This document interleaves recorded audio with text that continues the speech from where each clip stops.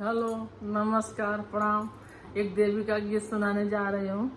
लाइक share subscribe जरूर करिएगा, comment भी करिएगा, सपोर्ट भी करिएगा।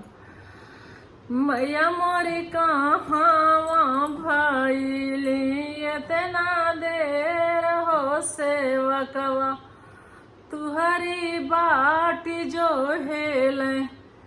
मैया मोरी नरियर चुनरी सिंदूर लिहले हाथ हो सेवकवा, तुहरी बाटी जो हेले। सेवका बैसड़ो देवी होती रही पूजनिया हवनिया, लेता देरी भैली हो। मैया मोरी कहाँ भैली तनी देर हो सेवकवा, तुहरी बाटी जो हेले।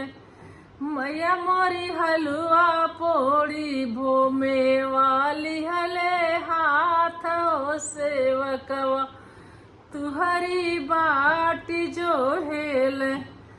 मैया मोरी हलुआ पूड़ी में वाली हले हाथ हो सेवकवा, तुहरी बाटी जो हेले।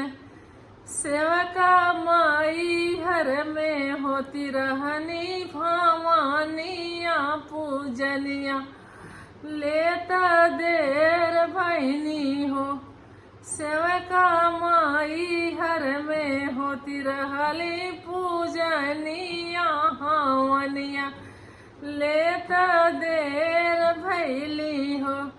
मैया कहाँ भैली तनी देर हो सेवकवा, तुहरी राही देखेले।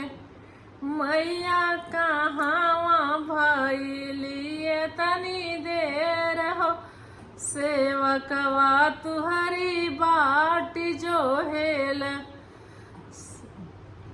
मैया मोरी पानवा सुपारी लिहले हाथ हो सेवकवा, तुहरी बाटी जो हेले। सेवका विंध्याचल में होती रही पूजनिया हवनिया, लेता देर भैली हो। मैया मोरी कहाँ भैली तनी देर हो सेवकवा, तुहरी बाटी जो हेले।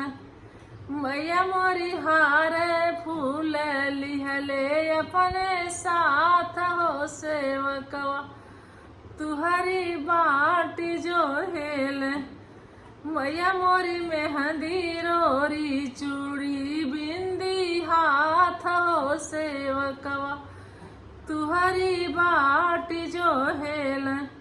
सेवका काशी जी में होती रही हवनिया पूजनिया, लेता देर भैनी हो। सेवका हथियाराम में होती रहली हवनिया पूजनिया, लेता देर भैली हो। नमस्कार।